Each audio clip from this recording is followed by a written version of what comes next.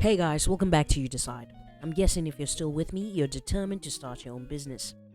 In today's video, we'll speak a little on how to go about finding your niche. Please note, the following slides are in no specific order as to what I'm saying, but serve as a guideline to the overall topic. So, as I mentioned in my previous videos, it's always advisable starting a business that you're passionate about, whether it's a product or service or both.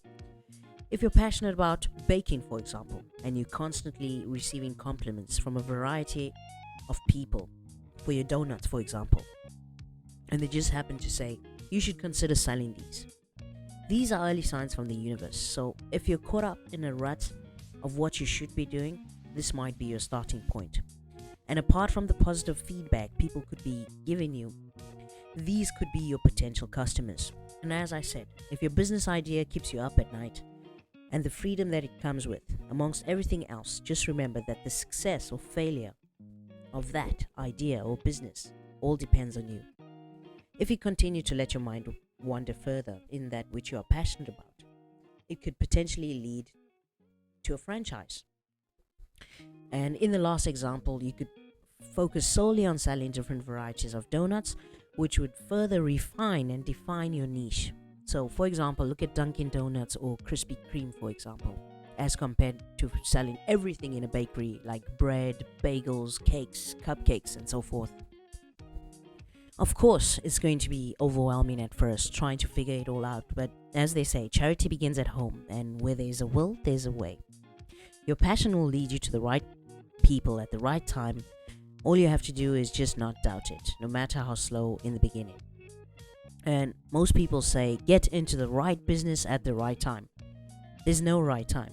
It all depends on you and when you're ready. So, don't make the mistake of getting involved in a business because you saw other people doing it and they made it. The problem with that is that many entrepreneurs plunge into a business venture so blinded by their dream that they fail to thoroughly evaluate the potential. So if you look at the following example.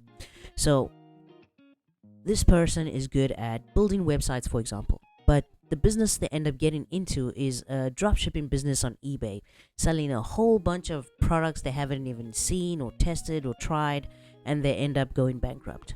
You see, so they busy doing something that they're not passionate about because they were sold the dream that if they do dropshipping, for example, they're going to make plenty money overnight or become an instant millionaire. I'm sorry, it doesn't work that way. So, as I was saying, if you get involved in a business that you're not passionate about, it will fail before it begins because you don't have the same hunger that comes with the ideas you're most passionate about. So, you're faced with two situations: a sound idea you're passionate about versus the ready-made dream sellers bearing high potential for failure.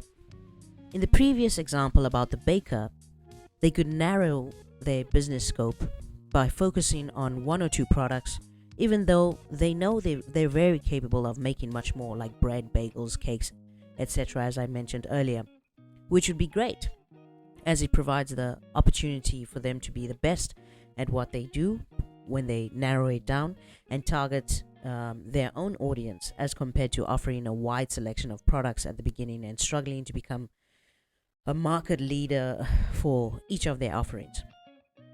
So if the baker decides to just sell donuts and coffee, for example, they would successfully be targeting members of that niche market.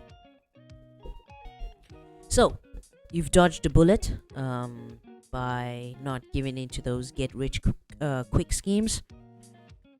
So what is a niche market? A niche market is a focused set of people or businesses who are in the market to purchase a product or service you sell. That's that 20%. So, in other words, does your product or service satisfy the wants or needs of that specific group that you're targeting? So let's say, for example, you're passionate about pet grooming and maybe you used to work for a pet grooming company, but you're tired and you want to start your own business.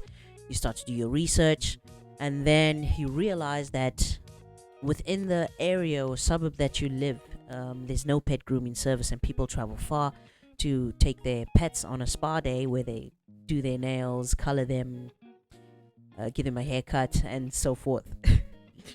But we all know that people love their pets, and that's a profitable business. But anyway, moving on.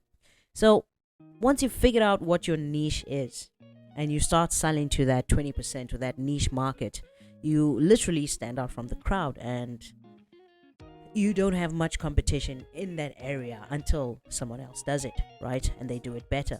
And obviously, for the pet grooming example, eventually you could start adding like pet clothes, dog jeans, dog tops, dog shoes, and so forth.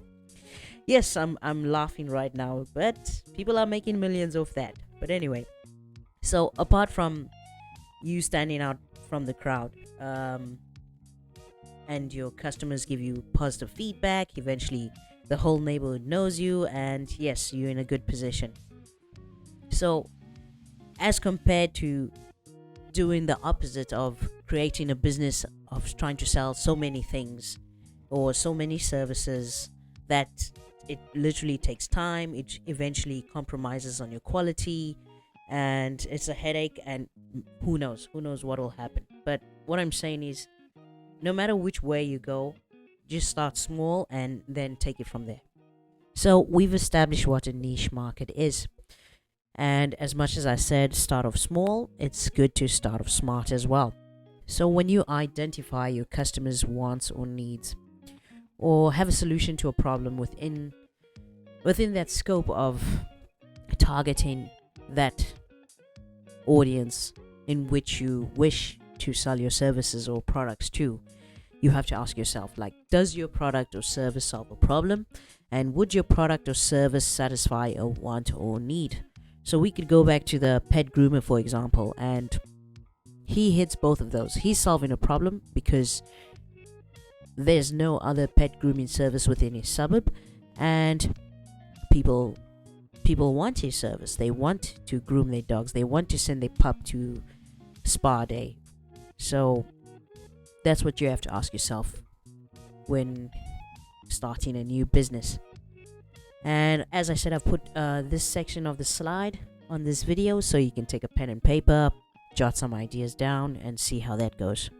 Just press pause on this video and you're good to go. And as I said earlier, the most important thing is research. You can't just think of an amazing idea and not do research about it. Like, you have to find out who your competitors are, if any. Like, as I said, the pet groomer didn't have any competitors within his suburb, but obviously there are other pet grooming services outside of his suburb. So you have to do your research. It's always important. And as I said, you can pause this and take a few notes. And the next thing you'd have to do is define your niche and its profitability. Remember, when you starting a new business, the main goal is for it to eventually be profitable, right? You can't just think of starting a business just because you love doing it. You're obviously in there for hopefully the right reasons. And lastly would be to test your product or service. So how will you ever know if your business is going to be successful if you don't try, if you don't test it out, if you don't understand the workings of it by going through it? You know, you have to really give it a go, take a chance, but make sure you do your research, as I always say. So let's say up until this point, you've identified what you want to sell, be it a product or service, and you have to ask yourself a few questions. So question number 1, does your product or service satisfy an unfulfilled need? Is there perhaps a gap in the market? Question number 2, will your product or service serve an existing market in which demand exceeds supply? So are you selling a once-off product or a long-term product that people are always going to want or need? And lastly, will your product serve to be competitive based on its quality, selection, price, or location? So, for example, if you're a baker, as I said, can you guarantee each time you bake new donuts, the quality is unchanged, like it's good quality all the time? And do you offer a manageable selection? Like, do you have, for example, 10 flavors as compared to 20? And can you be consistent with your prices and select a location that is suitable for your business? So as they said, As they say, location, location, location. So if you've answered yes to all of these questions confidently and already figured out your game plan, you're on the right track. And if it gets overwhelming, just remember it takes proper planning and research in order to find the missing pieces of your puzzle. Thanks for watching, and do catch us again for our next video as we touch on the basics of importing and exporting. Don't forget to leave your comments below. Feel free to share if it resonates. Don't forget to smash that like button and subscribe. Take care for now.